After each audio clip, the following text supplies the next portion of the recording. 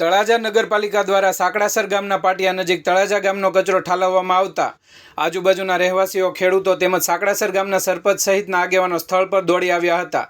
સ્થળ પર આજુબાજુના ખેડૂતો દ્વારા કચરો નાખવાની સ્પષ્ટ ના પાડતા કચરા ભરેલા વાહનોને પાછા મોકલી દેવામાં આવ્યા હતા।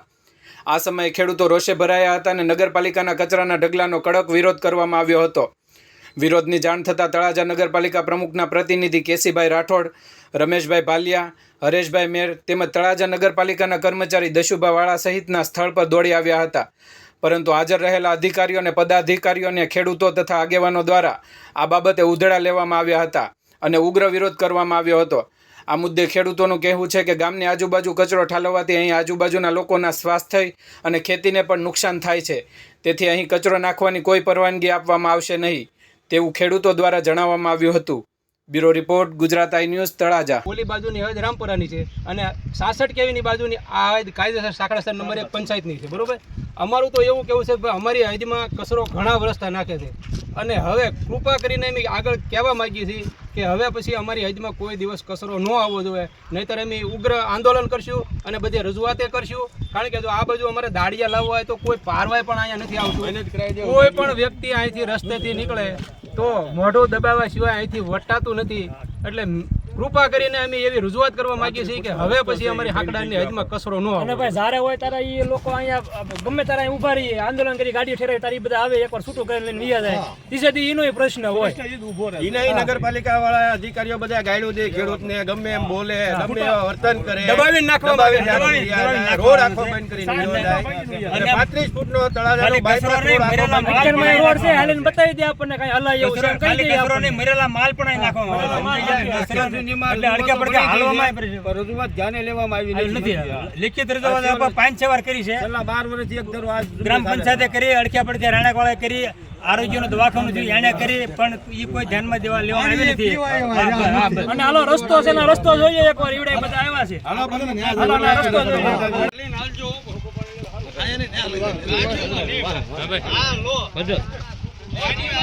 રસ્તો કરવાનો હોય એને ગાડી આખો ટાસ નાખી દીધું, જોઈ લો મીડિયા વાળાને એના રસ્તો આખો નો તેને ટાસ પાથરી દીધી। આ બધા માણસો આવવાના કેમ ટાસ નો પાથરી ભાઈ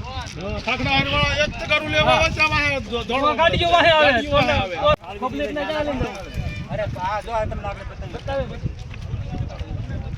તમારી ગાડી આખો તમે ટાસ નાખી દીધી।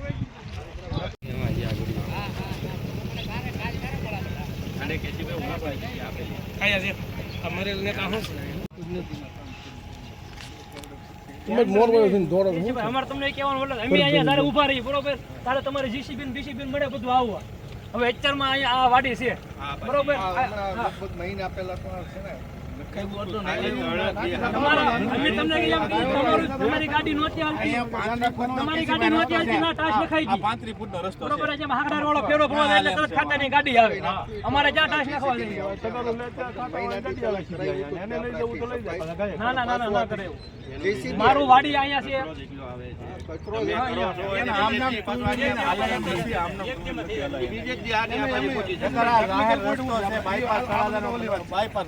નગરપાલિકાની છે કે ગ્રામ પંચાયત નહીં, તો આ બધા ગ્રામ પંચાયત એમમાં જો તારના ઓલા પડકે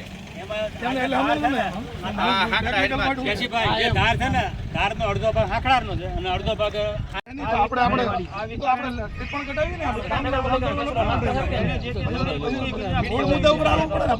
તમે હવે અહીંથી ફેરવી નાખો, પછી બીજી ગાડી કેમ ન આવી? ખબરમાં 5-6 ગાડી આવે,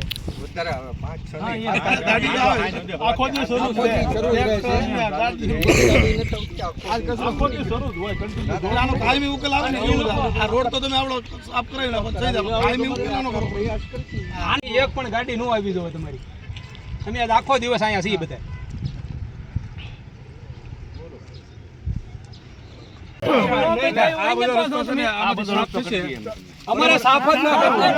અમારે સાફ ન કરવો. તમારથી એમ કેમ કહેવાનું કે આ કચરો અહીંયા બંધ નહીં થાય? સાંભળો, તમારો આ રસ્તો છે 32 ફૂટનો. આ દર વખતે તમે એમ જો 32 ફૂટનો રસ્તો ખાલી થાય દર વખતે તમે જો ત્રીજા દિવસે આનો પ્રશ્ન હોય છે હે? લખાણ આપી દો તમે બેઠા બેઠા. તમે અમને કયા આધારે કહ્યું? તમે અમને કયા આધારે કહીએ કે કચરો બંધ નહીં થાય? સાફ જ ન કરવો કેડો અમારે.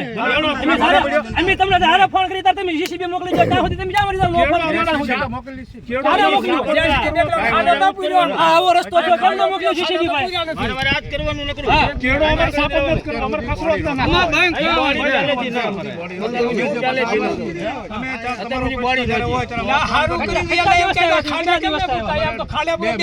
બે મહિનામાં રસ્તો આવો હોય અહીંયા? 4 મહિના થયા. અહીંયા રસ્તો આવો હોય? પણ કરાવ્યો તો જ હમણાં મેં બુઆ છે. હાલો અમે હાલી જાઓ એકવાર 500 કડાવે હાલી જાઓ હાલો. પોઝિશન નથી ભાઈ. હે?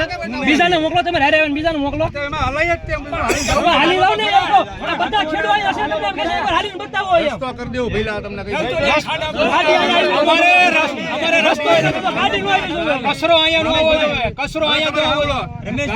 નિકારણ નો આવે ત્યાં સુધી કચરો નો આવવો જોઈએ. તમારું છે કે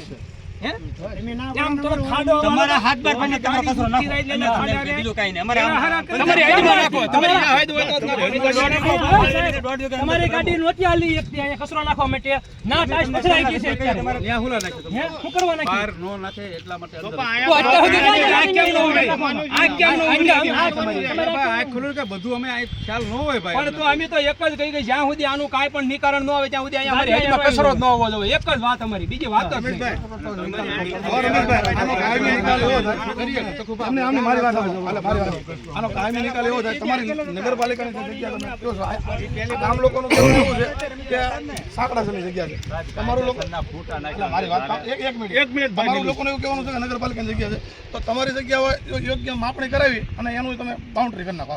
પછી બાઉન્ડ્રીની બહાર તમે ન નાખો. રામભાઈ આપણે 1.5 વીઘા છે ને તો એ લોકો રામભાઈ તમારું 1.5 વીઘા છે તો તમારે 1.5 વીઘાની તમે બાઉન્ડ્રી કરી નાખો. એમાં તમે નાખો. ઇતિ બાર હું લેવા નાખો ભાઈ. આ લોકોને ઉકસાવે. અમને તો સહન કરતા હોય. અહીંયા નાખે પછી ઉકસાવે.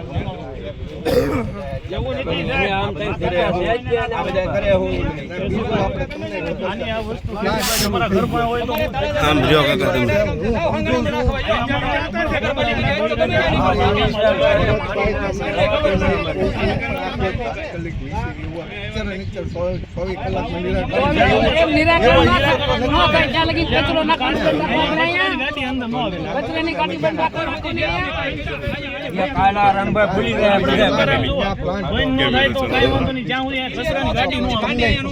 ગાડી ખાલી નહીં થાય. તમારે જ્યારે નિરાકરણ આવે છે ત્યાં સુધી કચરો બસ એક જ વાત. વાત નહીં એક જ વાત.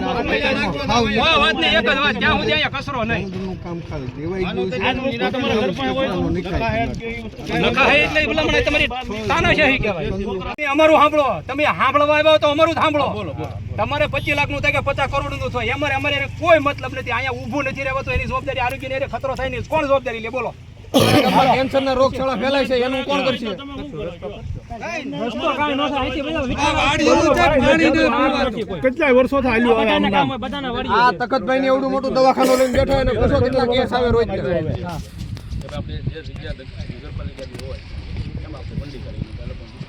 વંડીની વાત 8 વર્ષ ચાલે. આપણો એક જ પ્રશ્નનો રજૂઆત જ્યાં સુધી કમ્પ્લીટ એનું ક્લિયર ન થાય ત્યાં સુધી અહીંયા કચરો નહીં. કચરો નહીં નખાય. હવે નહીં નખાય. આજે નહીં નખાય. કાલે હવે નહીં નખાય. તમારું વંડી કરી જો અને કાયદેસરનું ક્લિયર કરો પછી જ કચરો નખાય. ત્યાં સુધી હવે અહીંયા ગાડી ખાલી નહીં થાય. તમારે જોવાનું. તમારી રીતે ગમે ને હાસું ગાડી આવશે અહીંયા પડી રહે. ખાલી નહીં થાય.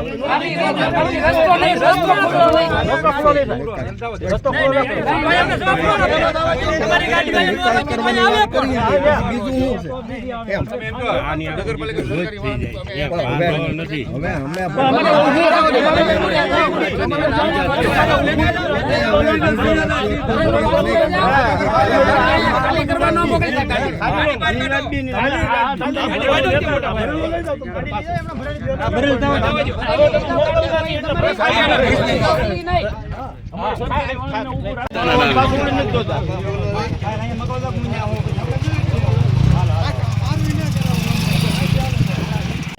સમજા તમે કચરો નાખો બરોબર, એકવાર આ રસ્તો જોઈ જવો. અમે એના ખેડૂત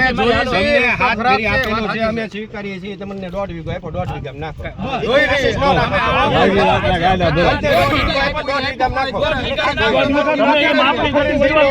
નાખો અમે ના કરી ભરતી વંડી કરીને નાખો તમને રાખીને જાય તો બને છે કચરો જુદો કરવાનો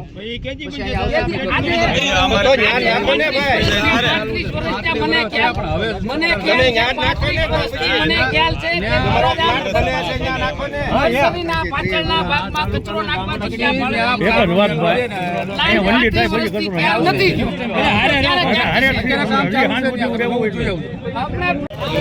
બીજો બધો તાત્કાલિક અહીંથી લેવાનું ચાલુ કરો. વાત પૂરી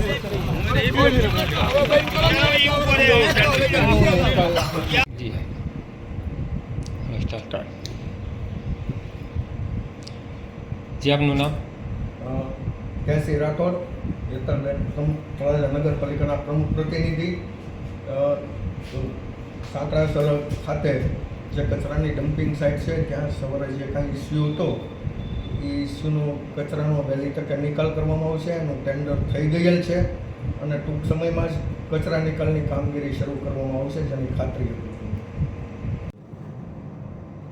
જી આપનું નામ? મારું નામ છે રમેશભાઈ ભાલિયા. હું સફાઈ ચેરમેનના પ્રતિનિધિ છું.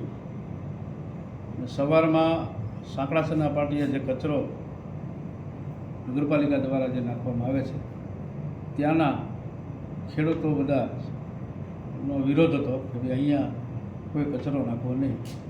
અમે પ્રમુખશ્રીના પ્રતિનિધિ, ચેરમેન શ્રી હરેશભાઈ મેર બધા સાથે મળી જસુભા બધા ભેગા ગયેલા અને અમે એમને પ્રશ્ન સાંભળેલ, પણ અમે સરકારની પૂછી અને જગ્યા કોની છે શું છે પછી અમે કાર્યવાહી કરીશું. પહેલાં મારા તમને પત્રકાર મિત્રોને મારા નમસ્કાર. અત્યારમાં હું ઓફિસે 9 વાગ્યે તાલુકા પંચાયતમાં આવી રહ્યો ત્યારે હાંકડાના સરપંચ, ગામના આગેવાનો મારી ઓફિસે આવ્યા કે અમારે નગરપાલિકાનો કચરો જ્યાં ઠલવાય છે તે આમ જનતાને અને ગ્રામજનોને, આજુબાજુમાં રહેણાંક એરિયાને આરોગ્યના ખતરામાં પહેલો છે.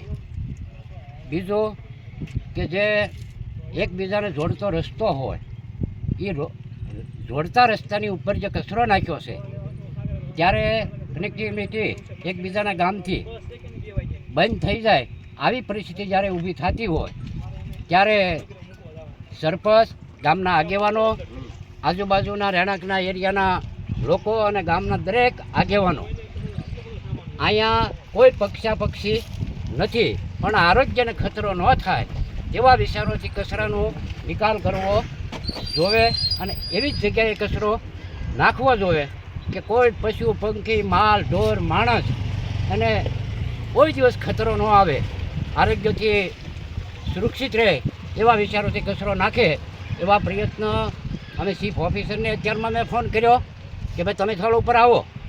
નગરપાલિકાના પ્રમુખના પતિને ફોન કર્યો તો એ આવે છે અને મને ચીફ ઓફિસરે કીધું કે આજ આખા દિવસમાં એનો અમે નિકાલ કરાવશું.